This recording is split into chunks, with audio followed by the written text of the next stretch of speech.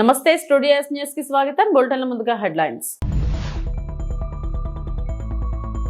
లబ్ధిదారుల ఇళ్లకు వెళ్లి పింఛన్లు అందజేసిన ఏపీ సీఎం చంద్రబాబు.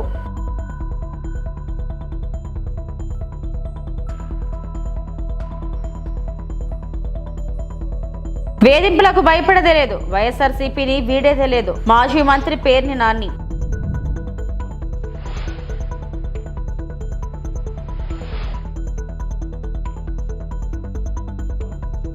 రేవంత్ రెడ్డి సర్కార్ దుర్మార్గంగా దుశ్వాసన పర్వం కొనసాగిస్తుందన్న బీఆర్ఎస్ వర్కింగ్ ప్రెసిడెంట్ కేటీఆర్.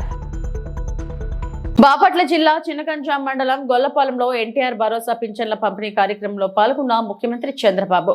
లబ్ధిదారులకు ఇళ్లకు స్వయంగా వెళ్లి పింఛన్లు అందించిన సీఎం. లబ్ధిదారుల సమస్యలను అడిగి తెలుసుకున్న చంద్రబాబు. మీ అమ్మాయి మనోరాలు వాళ్ళ తండ్రి వెళ్ళిపోయాడు సార్. ఇల్లు పెట్టి వెళ్ళిపోయాడు కదా. ఇద్దరు పుట్టినాక వెళ్ళిపోయాడు. ఈ అమ్మాయి ఇంకొక అమ్మాయి ఇంకెవరు ఎంతమే చదువుతానమ్మా? ఎక్కడ? పాత కలపండి. అచ్చా, అంటే అక్కడ స్కూల్ ఉందా? ఇక్కడ స్కూల్ లేదా? 7 అయిపోయింది. 5 అయిపోయింది. ఇక్కడ ఎంతవరకు చేసావు? ఇక్కడ 5 వరకు. ఇప్పుడు 6 నుంచి అక్కడికి పోతున్నావా? బాగా చదువుకుంటున్నావా? ఏమవుతావు చదువుకొని? పోలీస్ అవుతావా? అంటే పోలీస్ అంటే అందరూ కొట్టొచ్చనా? ఏం చేస్తావు పోలీస్ అయ్యి? ఏం చేస్తావు? ప్రజలను కాపాడతావా?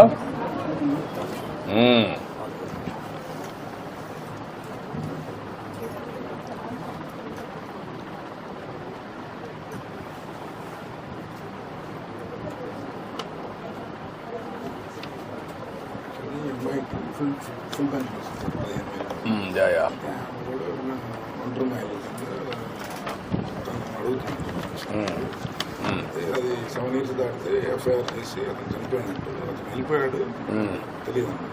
ఎఫ్ఐఆర్ చేశాను 10 years అయింది సార్. వెళ్ళిపోయి 7 years దాటితే తీసుకుంటారు సార్ పోలీసు.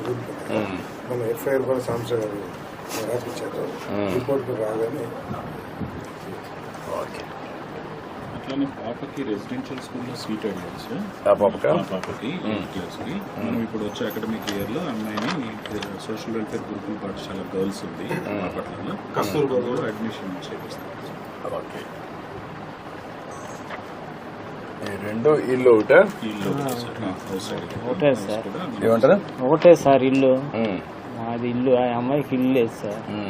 మా కాడ ఉంటుంది. పెయిన్ వెళ్ళిపోయిన కాడ నుంచి మా దగ్గర ఉంటుంది. అంటే నా అమ్మాయి అవుతారు ముందు ఎంత ముందు 3,000 పింఛన్ ఇచ్చేవారు సార్. ఇప్పుడు 15,000 వస్తున్నారు. పశ్చిమ గోదావరి జిల్లా పాల్కొలలో దివ్యాంగులు వృద్ధులకు పింఛన్ సొమ్మును అందజేసిన మంత్రి రామానాయుడు. దేశంలో ఏ రాష్ట్రంలోనూ లేని విధంగా అత్యధికంగా పింఛన్ అందిస్తున్న ఏకైక రాష్ట్రం ఆంధ్రప్రదేశ్. చంద్రబాబు అధికారంలోకి వచ్చిన వెంటనే విడుదల వారీగా కాకుండా ఒకే రోజు పెంచి ఎన్నికల్లో ఇచ్చిన మాటను నిలబెట్టుకున్నారు. రాష్ట్రంలో పింఛన్ల పంపిణీకి నెలకు 3,000 కోట్ల చొప్పున 5 ఏళ్లకు 1,80,000 కోట్లు ఖర్చు పెడుతున్నాం.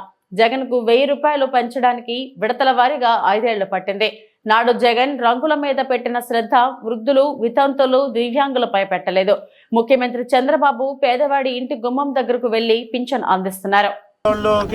రోజు ఇల్లు తయారు చేస్తుంటే మీరు ఇంట్లో ఉండేవారు కదా. ఇప్పుడు మళ్ళీ మన చంద్రబాబు నాయుడు గారు, పవన్ కళ్యాణ్ గారు వచ్చి ఇప్పుడు చేస్తున్నాము. మీకు చెప్పేస్తాం. పాత్రికేయ మిత్రులందరికీ కూడా నమస్కారాలు తెలియజేసుకుంటూ, మాట ఇస్తే దాన్ని నిలబెట్టుకునేటువంటి ప్రభుత్వం తెలుగుదేశం, జనసేన, బీజేపీ కూటమి ప్రభుత్వం. ఆ రోజు చంద్రబాబు నాయుడు ఒక్కడే చెప్పారు ఎలక్షన్ల ముందు ఏప్రిల్ నెలలో, రేపు అధికారంలోకి వచ్చిన వెంటనే 3,000 రూపాయల వృద్ధాప్య పెన్షన్ని 4,000 రూపాయలకు పెంచుతాము. 3,000 రూపాయల దివ్యాంగుల పెన్షన్ని 6,000 రూపాయలకి పెంచుతాము. ఏదైతే మంచానికే పరిమితమై బెడ్ రీడెన్ అంటే ఎవరైతే మరి షుగర్ పేషెంట్లు, కిడ్నీ డయాలసిస్ చేసుకునే వాళ్ళు, ఇట్లా ఎవరైతే మరి ఉన్నారో వాళ్ళకి 15,000 రూపాయలని ఏదైతే మాట ఇచ్చారో, మరి అధికారంలోకి వచ్చిన తర్వాత ఆ మాటను నిలుపుకునేటువంటి విధంగా అది కూడా ఏదైతే ఏప్రిల్లో మాట ఇచ్చారో మరి ఆ ఏప్రిల్, మే, జూన్ 3 నెలలు 3,000 ప్లస్ పెంచిన 4,000 7,000 రూపాయల అక్షరాల 1వ తేదీన వాళ్ళ ఇంటి దగ్గర. ఎందుకంటే వాళ్ళు కూడా దుష్ప్రచారం చేశారు. రేపు చంద్రబాబు నాయుడు గారు వస్తే మీరు పంచాయతీ ఆఫీసులకు వెళ్ళాలి, సచివాలయాలకు వెళ్ళాలి, మొండి టెండర్లో తిరగాలి అని చెప్పి వాళ్ళు తిప్పారు. అట్లా మొండి టెండర్లో ఎలక్షన్ కమిషన్ అడ్డం పెట్టి. కానీ మేము అధికారంలోకి వచ్చాక ఈరోజు నేను చూశాను, ఏ ఇంటికి వెళ్ళినా సరే మాకు పింఛన్ అందిందని చెప్తూ ఉన్నారు. ఇప్పుడు 9:30, 10 అవుతే ఆల్రెడీ అందరూ కూడా పింఛన్, నేను అడిగిన వాళ్ళు 10 మందిని అడిగితే 10 మంది కూడా పింఛన్ అందింది, మా ఇంటికి వచ్చి ఇచ్చారని చెప్పారు. మరి ఆ రకంగా మాట నిలబెట్టుకునేటువంటి ప్రభుత్వం మన తెలుగుదేశం, జనసేన, బీజేపీ ప్రభుత్వం. ఈరోజు నేను ఎందుకు అడుగుతున్నానంటే, గతంలో కూడా జగన్మోహన్ రెడ్డి పాదయాత్రలో చెప్పాడు 3,000 రూపాయలు పింఛను పెంచుకుంటూ పోతానని ఆ రోజు చెప్పాడు. మరి ఆ 3,000 రూపాయలు అంటే చంద్రబాబు నాయుడు గారు 200 రూపాయలు పింఛను 2,000 రూపాయలు చేస్తే పైన 1,000 రూపాయలు జగన్మోహన్ రెడ్డి గారు పెంచడానికి 5 సంవత్సరాల సమయం పట్టింది దానికి. 250 గాడికి. మరి ఈవేళ మరి మన ప్రభుత్వం వచ్చిన తర్వాత మొదటి రోజునే మరి వాళ్ళకి పెంచినటువంటి పింఛను ఇంటి దగ్గరే మనం అందజేస్తున్నాం. అంటే విడతల వారి పింఛను పెంపు కాదు, ఒక్కసారే పింఛను పెంపు అని ఏదైతే మనం చెప్పు దాన్ని నిలబెట్టుకున్నామని చెప్పి తెలియజేసుకుంటూ, మరి అదేవిధంగా ఏదైతే ఈరోజు 1వ తేదీ వచ్చిందంటే మరి ఈవేళ 3,000 కోట్ల రూపాయలు పింఛన్లు ఖర్చు పెడుతుంది ఈ ప్రభుత్వం. నెలకి 3,000 కోట్ల రూపాయలంటే సంవత్సరానికి 36,000 కోట్ల రూపాయలు ఒక్క పింఛన్లు ఖర్చు పెడుతుంది ఈ ప్రభుత్వం. మరి ఏదైతే మరి సంవత్సరానికి 36,000 కోట్లు అంటే 5 సంవత్సరాలకి మరి దగ్గర 1,80,000 కోట్ల రూపాయలు. ఒక్క వృద్ధులు, వితంతులు, దివ్యాంగులకి 1,80,000 కోట్ల రూపాయలు ఇవాళ ఖర్చు పెడతాం. అంటే దగ్గర నాకు తెలుసుండి 3-4 పోలవరం ప్రాజెక్టులతో సమానమైనటువంటి డబ్బులు ఒక పేదవారి కోసం మానవత్వం. ఓటేసి గెలిపించిన ప్రజలకు మేలు చేయకుండా వ్యవస్థలను రాజకీయ వేధింపులకు వాడుకుంటుందని కూటమి ప్రభుత్వంపై మాజీ మంత్రి పేర్ని నాని మండిపడ్డారు. రేషన్ బియ్యం వ్యవహారంలో కృష్ణా జిల్లా పోలీసులు హైకోర్టును సంప్రదించిన పరిణామంపై ఆయన మీడియాతో మాట్లాడారు. మేం ఏ పాపం చేయలేదని పోలీస్ వ్యవస్థకు తెలుసు. ప్రభుత్వానికి జరిగిన నష్టానికి రెట్టింపు జమ చేశాం. అయినా నా భార్య జయసుధపై 7 సంవత్సరాల పైబడి శిక్ష పడే సెక్షన్ పెట్టి అరెస్టు చేయాలని చూశారు. ఆ సెక్షన్లు ఈ కేసుకు వర్తించవని జిల్లా కోర్టు నా భార్యకు బెయిల్ మంజూరు చేసింది. ఇప్పుడు నా భార్యకు ఇచ్చిన బెయిల్ను రద్దు చేయాలని హైకోర్టుకు వెళ్లారు. మా కుటుంబంపై తప్ప సివిల్ సప్లై శాఖ ఇంతవరకు ఎవరిపైనా ఒక్క క్రిమినల్ కేసు పెట్టలేదు. అసలు సివిల్ సప్లై శాఖ అనేది ఏర్పడిన తర్వాత ఇప్పటి వరకు ఎవరిపైనా క్రిమినల్ కేసులు లేవు. సాక్షాత్తు సివిల్ సప్లై మంత్రి వెళ్లి 22,000 టన్నుల బియ్యం పట్టుకున్న కేసు లేదు. Seize the ship, seize the godown అన్న ఎవరిపైనా క్రిమినల్ కేసు లేదు. వాళ్లపై పెట్టింది కేవలం 6A కేసు మాత్రమే. నాకు ముందు కానీ నా తర్వాత కానీ ఒక్కరిపైన కూడా క్రిమినల్ కేసులు పెట్టలేదు. కేవలం కక్ష సాధింపు చర్యలో భాగంగానే నాపై, నా భార్యపై క్రిమినల్ కేసులు పెట్టారు. ఎన్నో జరుగుతున్నా అన్ని 6A కేసులే. ఈ పరిస్థితి చూస్తేనే వాళ్ళ దిగజారుడుతనం తెలుస్తుంది. నన్ను, నా భార్యను, నా కొడుకును ఎన్ని ఇబ్బందులు పెట్టినా ఎదుర్కొంటాం. ఆఖరికి జైలుకైనా పోతాం. అంతేకాని వైఎస్ఆర్సీపీ నుంచి తప్పుకునేది లేదు. ఎల్లప్పుడూ జగన్ వెంటే ఉంటాం. కూటమి తప్పుల్ని ఎండగడుతూనే ఉంటామని పేర్ని నాని అన్నారు. ప్రభుత్వానికి జరిగినటువంటి నష్టం మొత్తాన్ని రెట్టింపు మొత్తం జమ చేసినప్పటికి కూడా ఇవాళ నా భార్య శ్రీమతి పేర్ని జయసుధ గారిది జిల్లా కోర్టులో ఇచ్చినటువంటి బెయిల్ ఏదైతే 7 సంవత్సరాల పైబడి ఒక సెక్షన్ పెట్టి అరెస్ట్ చేయాలని చూశారో ఆ సెక్షన్ అసలు చెల్లదు, వర్తించదు వీరికని చెప్పని జిల్లా కోర్టులో తీర్పు ఇచ్చినప్పటికి కూడా మళ్ళీ హైకోర్టులో బెయిల్ క్యాన్సిల్ చేయమని మూవ్ చేసి వాళ్ళ కేసు కోర్టుకు వచ్చింది. ఈ కేసు ఏంటంటే అంటే ప్రభుత్వంలో అందరూ కానీ లేదా అధికారులు కానీ ఆశ్చర్యపోయేది. కానీ మీడియా ద్వారా ప్రజలకు కూడా నేను వాళ్ళని ప్రశ్నిస్తున్నాను. ఆంధ్రప్రదేశ్ రాష్ట్రంలో సివిల్ సప్లైస్ శాఖ ఏర్పడిన దగ్గర నుంచి ఇంతవరకు అంటే డిసెంబర్లో మా మీద కేసు నమోదు చేశారు. అప్పుడు కానీ లేదా ఇప్పటి వరకు కానీ మా తర్వాత కానీ ఒక్క క్రిమినల్ కేసు అనేది మా మీద తప్పితే, మా కుటుంబం మీద తప్పితే, మా భార్యాభర్తల మీద తప్పితే ఇంతవరకు ఒక క్రిమినల్ కేసు ఎవరి మీద కట్టలేదు. రెండవది, సాక్షాత్తు సివిల్ సప్లైస్ శాఖ మంత్రి వెళ్ళి 22,000 టన్నులు పట్టుకున్నాను అని చెప్పని గోడౌన్లు సీజ్ చేశాను, సీజ్ ద గోడౌన్స్ అని చెప్పి పెద్ద పెద్ద రంకులేసినప్పటికి కూడా వాళ్ళెవరి మీద క్రిమినల్ కేసు లేదు. అందరి మీద 6A కేసే. తర్వాత చాలా జరుగుతున్నాయి, అన్ని 6A కేసులే. క్రిమినల్ కేసు నాకు ముందు కానీ నా తర్వాత కానీ ఒక్కరి మీద కూడా క్రిమినల్ కేసు సివిల్ సప్లైస్లో లేదు అంటే దాన్ని బట్టి వీళ్ళ పోకడ ఎట్లా ఉంది, వీళ్ళ దిగజారుడుతనం ఎట్లా ఉందో కూడా ప్రజలు గమనిస్తున్నారని చెప్పని చెప్తూ ఇంకోటి కూడా వాళ్ళకి హెచ్చరిక చేయదలుచుకున్నాం, లేకపోతే చెప్పదలుచుకున్నాం. నన్ను, నా భార్యని, కొడుకుని మీరు వేధించినా, మానసికంగా ఒత్తిడి చేసినా, మమ్మల్ని జైల్లో పెట్టినా నా భార్య కూడా ఒకటే చెప్తుంది, అవసరమైతే మనం జైలుకి వెళ్దాం, న్యాయం జరుగుద్దని నమ్మకం ఉంది. ఏపీ రాష్ట్రంలోని న్యాయమూర్తులకు, పోలీసు ఉన్నతాధికారులకు, ప్రభుత్వానికి కొన్ని ప్రశ్నలు వేయదలిచాను. జీవించే హక్కు, మాట్లాడే హక్కు ఈ రాష్ట్రంలో అమలవుతుందా? ఎంపీపీ ఎన్నికలు మొదలైన నాటి నుంచి అనంతపురంలోని రామగిరిలో పరిటాల రాజ్యాంగం నడుస్తుంది. పోలీసులు స్థానిక ఎంపీటీసీల ఇళ్లకు వెళ్లి బెదిరించిన పరిస్థితులు చూశాం. దీనిపై పోరాడిన మాపై కేసులు పెట్టారు. ప్రశ్నించిన గొంతులను నొక్కేయాలనుకుంటున్నారా అని తోపుదుర్తి ప్రకాష్ రెడ్డి మాజీ ఎమ్మెల్యే ప్రశ్నించారు. కాకి యూనిఫామ్ను కానీ గౌరవించేటువంటి పరిస్థితి ఉందా? సామాన్యునికి భద్రత కల్పించేటువంటి పరిస్థితి ఉందా? బాధితుల పక్షాన పోలీసులు నిలబడతా ఉన్నారా, లేదా అధికార పార్టీకి తొత్తులుగా మారుతూ ఉన్నారా? ఒక సగటు మనిషిగా, ఈ దేశ పౌరునిగా, సమాజం పట్ల బాధ్యత ఉన్న ఒక వ్యక్తిగా అడుగుతూ ఉన్నా, మరి ఏం జరుగుతూ ఉంది? రైట్ టు లివ్ అనేది రాజ్యాంగం కల్పించిన హక్కు, మరి అది అమలవుతోందా? రైట్ టు స్పీచ్ అమలవుతోందా? రైట్ టు ఓట్ అమలవుతోందా? మరి ఎందుకు ఈ ప్రజాస్వామ్యం, ఎందుకు ఈ వ్యవస్థ? మరి చట్టం ఏం చేస్తూ ఉంది? ఎవరికి చుట్టంగా మారింది? కోర్టు ఆదేశాలను కూడా అమలు చేయాల్సినటువంటి పోలీస్ అధికారులు ధిక్కరిస్తే మరి న్యాయస్థానాలు ఎందుకు? మరి ధర్మం ఎక్కడ ఉంటుంది, న్యాయం ఎక్కడ ఉంటుంది? గమనించండి. ప్రశ్నించిన వాళ్ళపైన దాడులా, కేసులా, ఇవన్నీ ప్రశ్నించిన ఈ దౌర్జన్యాలను, ఈ దుర్మార్గాల్ని ప్రశ్నించిన మా పైన కేసులు. వివరాల్లోకి వెళ్తే ఎంపీపీ ఎన్నికల నోటిఫికేషన్ వచ్చింది. వచ్చిన రోజు నుంచి అనంతపురం జిల్లాలో వేరొక రాజ్యాంగం అమలవుతూ ఉంది. ప్రత్యేకించి రామగిరి మండలంలో ఎంపీపీకి ఎన్నిక జరగాల్సి ఉంది. అక్కడ పరిటాల రాజ్యాంగం అమలవుతూ ఉంది. పోలీసు అధికారులే స్థానిక ఎస్ఐ ఎంపీటీసీల ఇళ్లకు వెళ్ళి బెదిరించేటువంటి కార్యక్రమం. తెలుగుదేశం పార్టీ గూండాలు ఎంపీటీసీల ఇళ్లకు వెళ్ళి బెదిరించేటువంటి కార్యక్రమం. తెలుగుదేశం పార్టీకి అభ్యర్థి లేడు, వారికి ఉన్నది ఒకే ఒక్క ఎంపీటీసీ. వైఎస్ఆర్ కాంగ్రెస్ పార్టీకి 8 మంది ఎంపీటీసీలు ఉన్నారు, అందులో 5 మంది మహిళలు ఉన్నారు.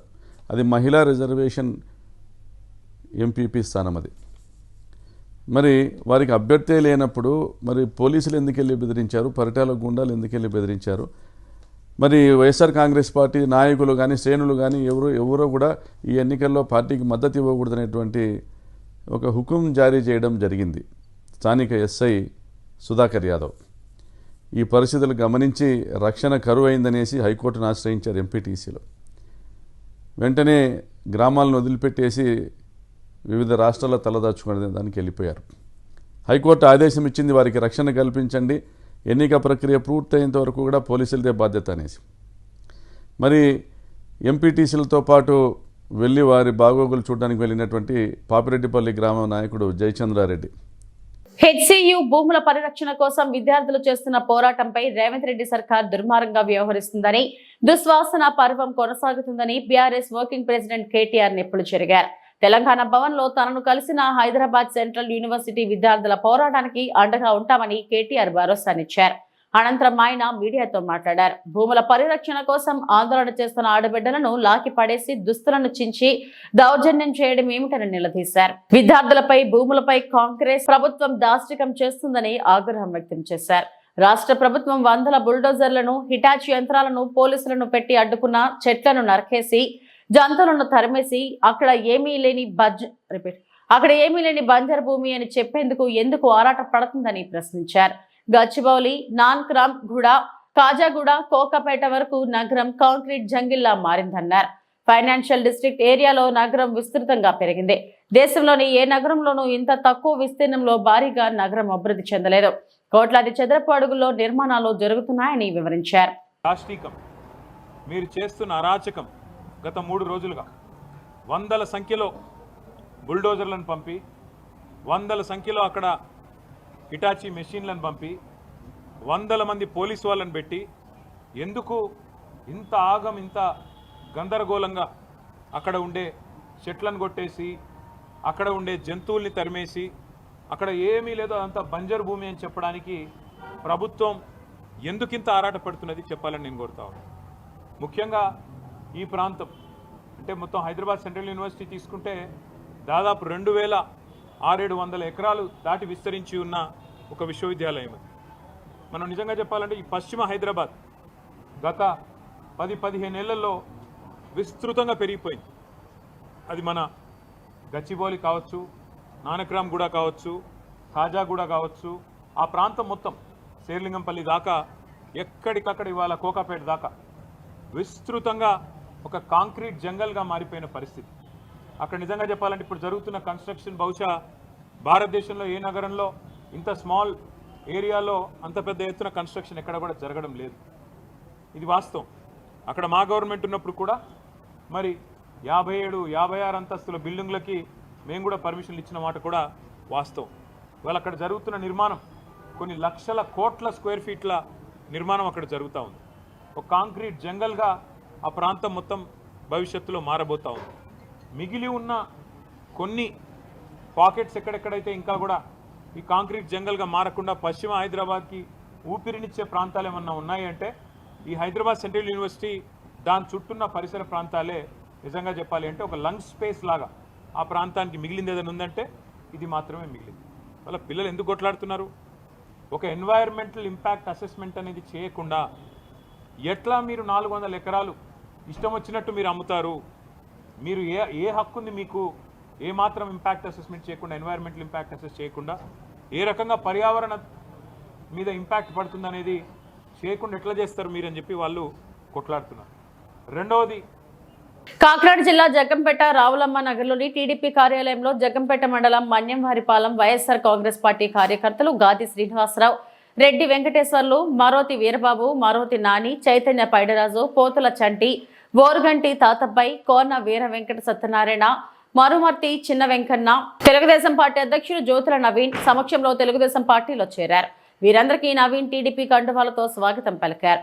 ఈ సందర్భంగా వైసీపీ కార్యకర్తలు మాట్లాడుతూ కూటమి ప్రభుత్వం వచ్చిన తర్వాత జగ్గంపేట నియోజకవర్గంలో ఎమ్మెల్యే జ్యోతుల నెహ్రూ, జిల్లా టీడీపీ అధ్యక్షుడు జ్యోతుల నవీన్ నాయకత్వంలో అభివృద్ధి సంక్షేమ కార్యక్రమాలతో నియోజకవర్గం ప్రగతి పథంలో నడిపిస్తున్నారని, వారి నాయకత్వంలో పనిచేయడానికి ఈ రోజు టీడీపీలో జాయిన్ అవుతున్నామని అన్నారు. కార్యక్రమంలో ఎస్వీఎస్ అప్పలరాజు, మార్చి భద్రం, దేవరపల్లి మూర్తి, రేఖా బుల్లిరాజు, మాజీ సర్పంచ్ పొట్రు కృష్ణ తదితరులు పాల్గొన్నారు.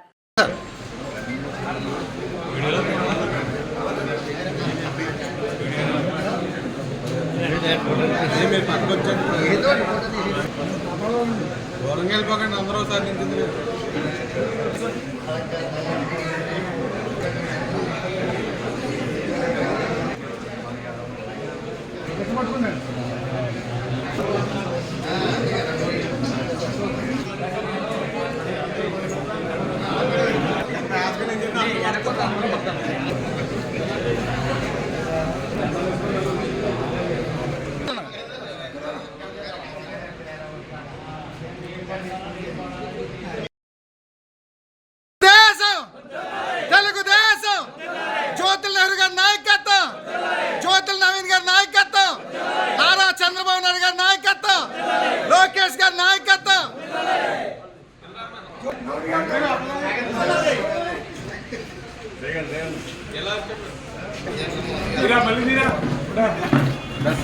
హైదరాబాద్ సెంట్రల్ యూనివర్సిటీకి చెందిన 400 ఎకరాల భూముల్లో జరుగుతున్న పర్యావరణ విధ్వంసానికి వ్యతిరేకంగా యూనివర్సిటీ విద్యార్థుల ఆందోళన నేపథ్యంలో వారికి మద్దతుగా వెళ్తారేమోనన్న అనుమానంతో బీఆర్ఎస్ వర్కింగ్ ప్రెసిడెంట్ కేటీఆర్ ఇంటి వద్ద మోహరించిన పోలీసులు.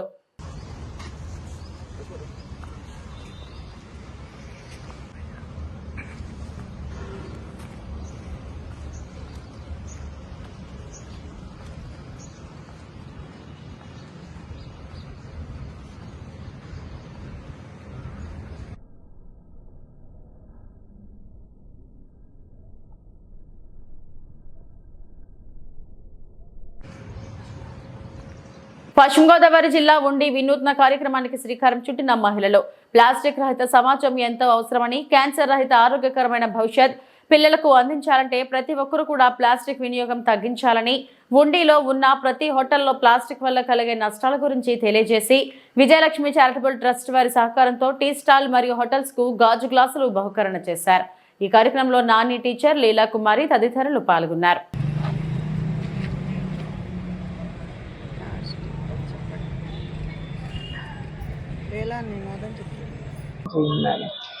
అందరూ ప్లాస్టిక్ నిర్మూలన కోసం ప్రయత్నం చేస్తున్నామండి.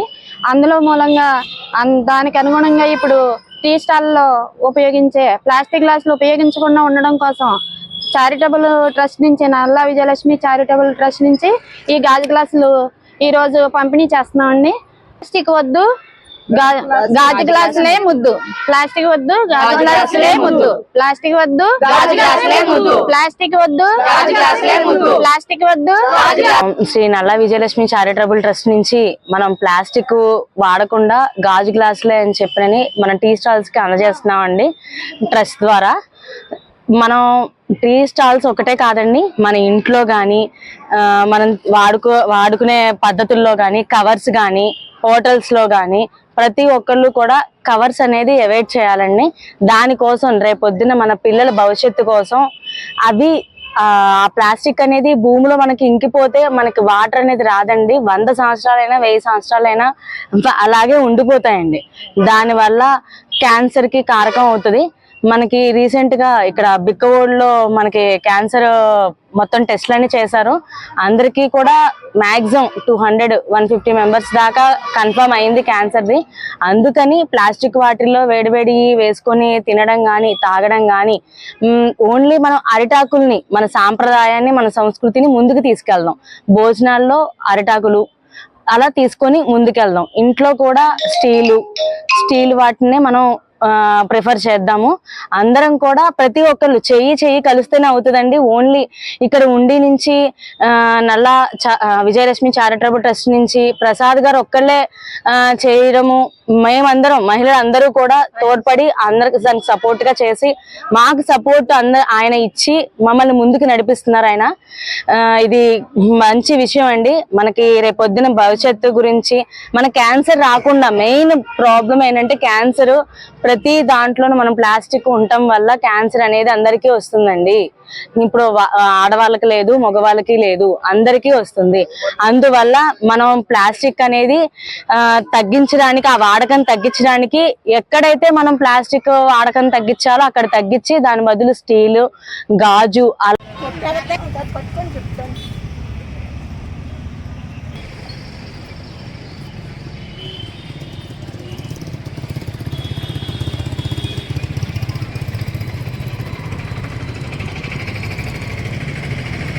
ప్లాస్టిక్ గ్లాసులు అసలు వాడద్దు. ఇది వాడతా మీకు ఇంకా కావాలంటే మీరు కొనుక్కొని వాడండి అండి. చెప్పండి. ఇవి ఇప్పటివరకు నా బులెటిన్ అప్డేట్స్. నమస్తే.